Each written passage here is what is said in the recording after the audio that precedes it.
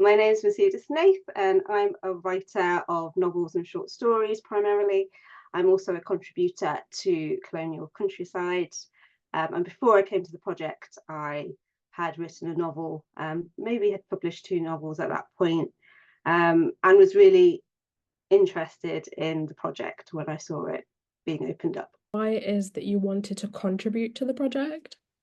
So one of the main reasons I was really interested in the project to begin with is because for the first time I saw something talking about our colonial connections to these great big buildings that I had seen and visited as a child and had never considered to do with anything uh, connected to my history or ancestry. I just considered these places, because my mum would often take us to like day trips to big manor houses that were part of another little trip. Just thinking of those as places for very rich people, very white people, and hadn't really considered it was anything else than this kind of really aspirational sign, I guess, of luxury and wealth. And again, no connection to me or my ancestry, especially coming from a very working class background and growing up on a council estate.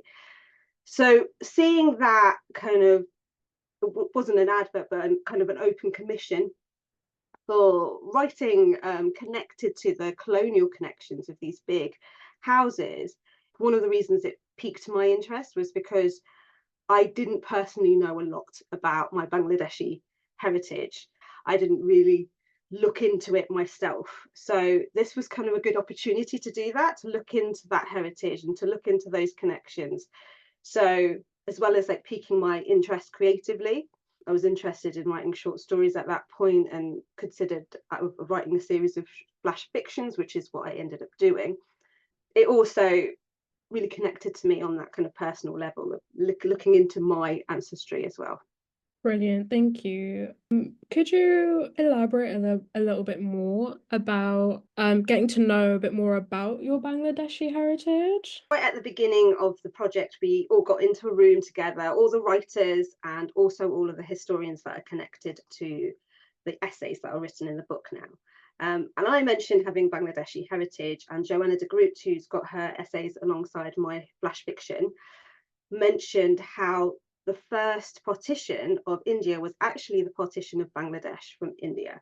One of the viceroys the viceroy that initiated that first partition, which was then revoked later on, was George Nathaniel Curzon, who was connected to Kedleston House, which is in Derbyshire and ended up being the house that I looked at all the archives of and all of the objects of and was inspired by. So that was really fascinating for me, because it wasn't like I was looking at South Asia as a whole. I could look very specifically at that Bangladeshi connection, which I've not been able to do before, because I think as it's kind of a smaller group within a larger group, and I think there's often a misconception that if you're South Asian, you're all the same, and actually there's lots of differences. Even if you're in India, there will be lots of differences. So to be able to look specifically at that partition and what that did, and then connect it to other people I knew a little bit, for example, about Tagore, but I didn't know about his involvement in the protest against this massive partition, which was going to divide a country. So it allowed me to do that. I was able to trace back just from those little things and what was happening around the time George Curzon was in India, and all of the divisions. I was able to kind of trace back and look into all that rich history. And I think that also inspired me to frame the flash fictions in terms of the objects I decided to focus on in this place that's in Kedleston Hall called Eastern Museum, where it's basically the basement. The rest of the house is this very grand Roman inspired typical National Trust property. Underneath in this basement is this place they call the Eastern Museum, filled with Eastern or Indian items, tiger skins and rugs, elephant tusks everywhere, lots of ivory, elephant foot, lots of weaponry, big, massive kind of thrones, lots of, well, absolutely crammed full of all these little items that were gifted apparently to George Curzon during the Delhi Durbar when it was the coronation of the king. And so that was fascinating, just looking at those objects and seeing the connections, and being able to frame the stories by each object and its connection, not just to George Curzon. I didn't want it to just be about him, but to the history of South Asian people coming into the UK, and the history of the division of India and Bangladesh, all of those things together.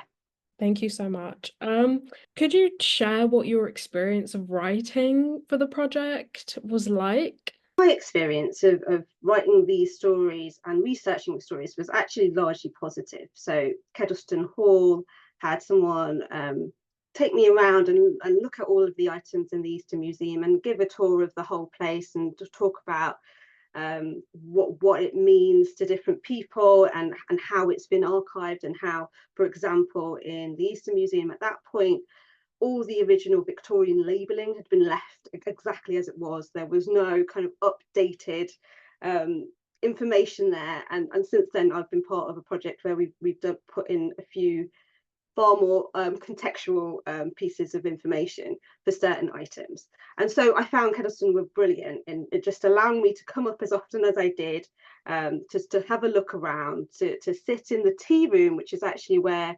the staff used to make dinners, and it was the maid's porter, and it was, which inspired one of the stories, looking again not just at colour, but also looking at class. So looking at what that must be to be part of this massive entourage of staff that were basically taking care of a tiny family in this huge property, but there were so many of them, and just thinking of the dynamics of that, and how that also relates to colonialism, and how these countries basically propped up a tiny, in the reverse, a tiny, like, well, not in the reverse, a tiny country with all its wealth. So yes, that was a really positive experience to be able to go there, see the items, to get a sense of the atmosphere, and the people that were still very much come and visit Kedleston Hall. I think the only time I felt a little bit of resistance was from the volunteers, and we actually organised that I had a little talk where I talked about what I was doing. I think mainly the fear it was, why are these people coming in here? What are they going to say about our property? Because that's often the feeling of the volunteers that are there, that they love this property, that it's, you know, their kind of little thing that they're so proud of. Not little thing, big thing. Actually, these houses are huge, but really taking it as a personal kind of slight that anyone would say anything negative or even critical about these properties. And I found that was really interesting, and the volunteers who came were really open to hearing about the property. They didn't like some connections I made to perhaps the funding of this property, that was basically a basic property, had been knocked down and made into this big Roman kind of inspired huge mansion, having got some of its money from the American colonies. They were like, where did you get that information from? And I did get the information from various sources. Obviously didn't have it there, and it seemed that kind of defensiveness came from a fear that there was any connections that weren't always humble or weren't always well intentioned, or, you know, but for any property to have been made to that grandeur at that time, it would have had to have some stakes in all of that kind of vast enterprise. But what I also found is that when I explained, especially when it came to explaining my position on George Nathaniel Curzon, who was really the focus of these pieces, because he was the Viceroy of India at the time, is that it's not a black and white situation. It's not he was evil, he was great. It is a far more nuanced picture, as it is for anyone. Like, as I said to them, as it is for your friends, as it is for people you don't like, as it is for people you love. They're not all good, they're not all bad. And there's actually some aspects of George Curzon when he was very noble and really stood up for certain people, and also that very colonial attitude that he was going there to improve everything. So there was a bit of both. And he also had a lot of struggles in his personal life with ill health having to wear this super tight corset because he damaged his back at a young age, which my husband as a physiotherapist says is the worst thing you could do for somebody who's hurt their back. So he was going through things as well. So just looking at that nuance, which I hope I was able to do through writing the stories, shows that we don't have to vilify every single person that was involved in colonialism. We need to see them as a 3D kind of image, but also that does contribute to, for example, why we're here in the first place. That's why we often quoted, I can't remember who said it, but we're here because you were there. So just acknowledging that, and acknowledging that the reason we have such a diverse country and will continue to have a diverse country, because that, and globally have been more and more diverse, is because of these movements and because of the way people traded and the way people colonized as well. It was really interesting and really informative. You touch upon this notion of humanity and avoiding these sort of, these binaries of looking at like good and evil, or like black and white, or I wondered what you thought the project would contribute to the wider conversation surrounding colonial legacies. I think why I love this project is because, as well as the historical essays we've got, which puts everything into context, the stories and the interpretations and the poetry that's been created via this project means that we can see things in the way that stories can, which is to show the human side, to show who was involved, why things have happened, the emotions behind it, which maybe you couldn't do as much if you were writing non-fiction. So I was able to deep dive into what it would be like to be a servant in Kedleston Hall, but also to be one of the nannies in India who I've discovered would oftentimes, when people decided to come back to England because they'd had enough of India, would hire a nanny and then pretty much dump them as soon as they came back. So there was actually a home in London for these Malaysian, Indian, and other kind of ethnic minorities nannies who had just been abandoned and left on the streets, basically. And so that was interesting to look into that, and to think also how there can be uproar now if we have any representation of people of color in historical films or in TV programs. But actually, people of color have been in this country for far longer than was ever acknowledged. And that's just one example. So this is an example of where very much in that era, we had South Asian, Black, and people of all different ethnicities in England, part of the makeup of England. So that was really interesting to deep dive into those stories and to show it within a story format. So you're following somebody. It's not just a person that's noted in tiny text in a very big book. This is a person we're following. What were their dreams? What were their aspirations? How were they going to get home? Which was the case with the character I created in that. And also to show the other side as well, for example, of George Curzon's wife, who, if you go into the Easter Museum, there's a beautiful encased dress that has got lots of diamonds on it, lots of beautiful, not diamonds, gems, but lots of beautiful embroidery, and it's the centerpiece of one of the smaller rooms. And just to think about what her life was like, so very much her dress has been left behind as a I guess a signifier of what empire created, and that's what that dress meant to signify. That's why she wore it, as a kind of look at the riches we have from empire, but also what was it like as her as a woman in that period to be just used as that kind of prop.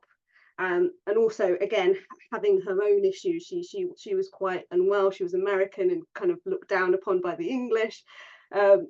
Like her story, what was that like? So like you said, looking at the humanity of each person and also the contradictions within that. So she very much propped up that image and was very willing to take on that image because she knew how much it would be to the advantage of her husband. So yes, I think that's what we can do with story. We can deep dive into what makes us tick as human beings, but also deep dive into the motivations, and also just connect to people we wouldn't ever thought we could connect to.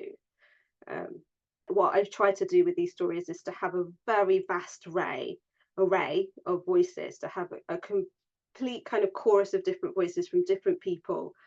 For example, there's a story that focuses on Sophia Julep Singh, who was a South Asian suffragette, that lots of people don't know about, but who was amazing, and from this royal family where this prince was stolen from his land and brought over to England so they could rule that particular part of Punjab. So all of these fascinating stories that we wouldn't necessarily know a lot about, like being able to really kind of go into the array, like I say, of people that were around then and how they're connected to this house.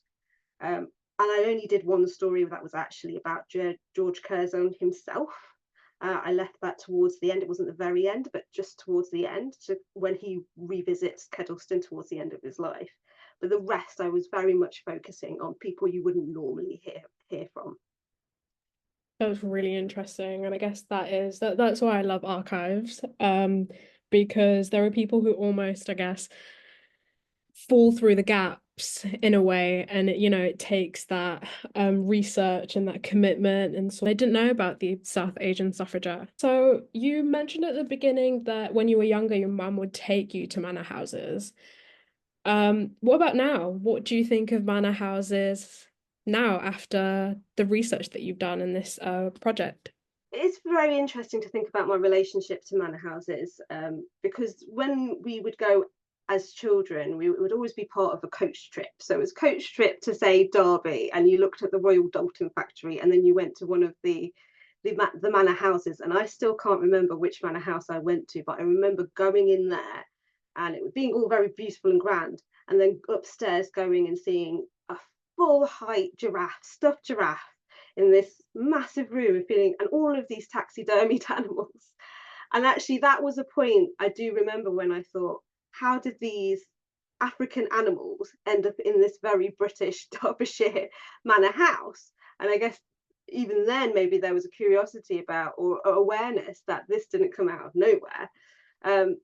But still feeling incredibly disconnected with that world, and feeling like this vast wealth and everything that was surrounding me was not to do with me. And I think looking into the history behind all the objects, particularly at Kedleston House, and looking at all the connections everybody else has made with the diaspora and the connections of colonialism to all of these other manor houses, makes me realise that it's not just, these places aren't just for people who are white, but there's loads of connections, and and I think the National Trust is doing this, encouraging people from a vast variety of backgrounds to come and walk around and appreciate these houses, even if it's with a critical view, which I think is really important. It's not just about going in and saying, wow, look at all of this beauty and luxury. It's thinking about, well, where did all this beauty and luxury come from, and who are the people who created it? I think those conversations are just as interesting as the marveling at these beautiful places. And we can do both. Like I said, it's not black and white. We don't have to go there and think this is all evil and bad. There's some beauty there, but we can also be critical of it. Oh, that's amazing. You actually reminded me that when I was younger, I went to a manor house, Bramwell Hall, and I Oh, totally forgot that. I totally forgot that memory. So that was really oh wow. interesting. Yeah. Where was that then? So this is, I want to say Lancashire, dressed up, and we went into what they called an air raid shelter, and like just enacted a ton of stuff. So that was really interesting. And I think we made potpourri or something.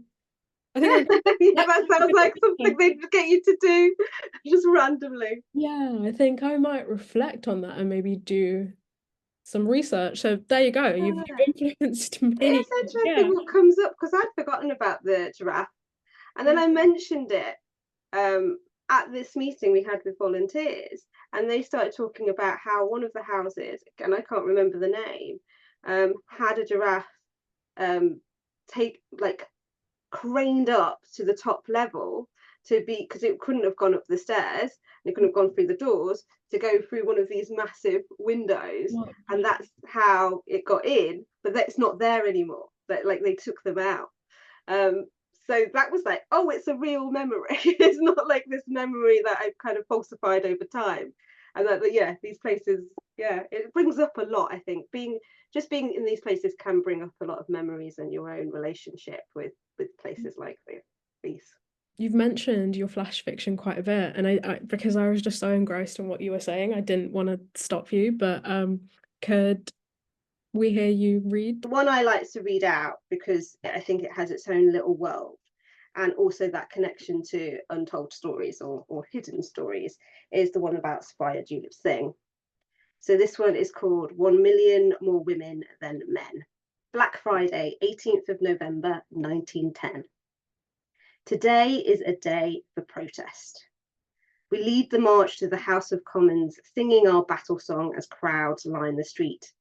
By my side is Emmeline Pankhurst, dressed in a full-length fur coat that gathers dust on the hem with each stride.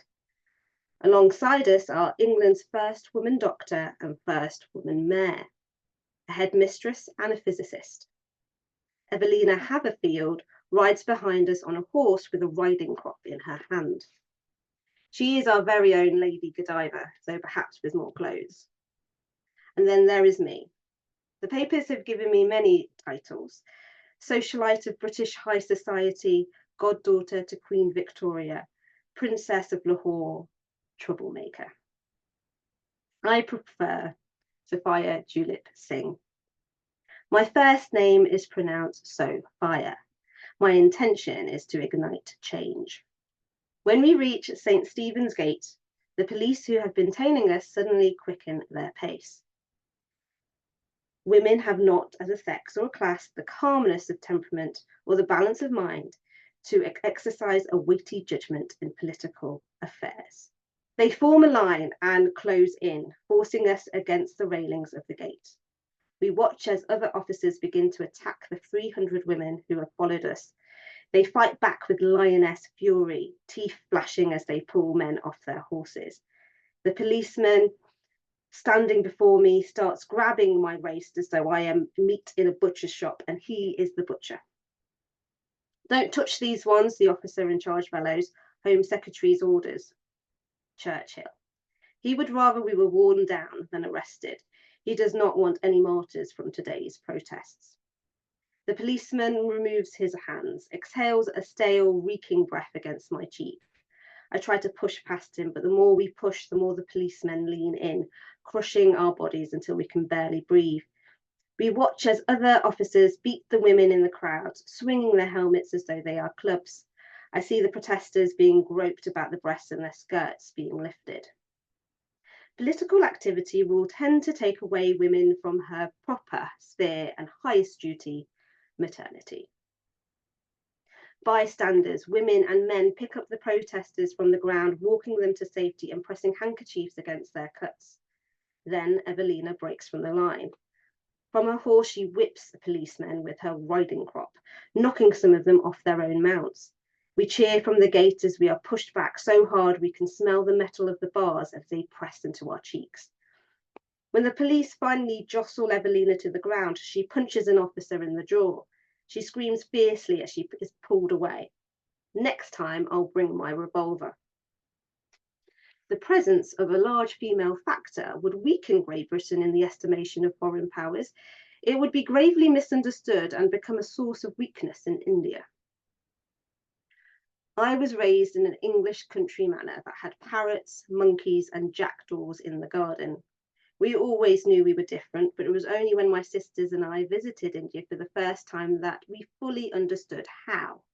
We travelled in disguise to the Delhi Durbar against Curzon's orders. When we arrived in Lahore to observe the eclipse of the sun, we saw awe in the local people's eyes when they looked upon us. I met with Indian nationalists, each time introduced as the granddaughter of the Lion of Punjab. I had always known I was a princess, but I had never known that with this title came power. Afterwards, I stayed in Punjab to learn the language. The poverty and deprivation I saw was devastating. I'd lived a privileged existence, full of balls, fine gowns, and high society, but after India, I could not return to that life. Once you have seen the cracks in a portrait, it is impossible to unsee them. Women would then demand the right of becoming MPs, cabinet ministers, judges. As the police are distracted by Evelina, they relax the line and I break free. A woman with cuts on her brow is being pushed repeatedly to the ground by an officer, the violence escalating with each thrust. I walk in front of him, standing my ground as though I am made of iron, and demand that he stops. He sees my face. It is quite recognizable. Then he runs into the crowd like a startled mouse. But I have already noted his badge number and repeat it over in my mind. Those persons ought not to make laws who cannot join in enforcing them. Women cannot become soldiers, sailors, or policemen. I am arrested along with 115 other women. As I am pushed into the back of a van and taken to the police station, I think of my sisters. Bamba, studying to be a doctor in Chicago, only for her course to be cancelled with the claim that women are incapable of the intricacies of surgery. I think of Catherine, living with her female lover in Germany.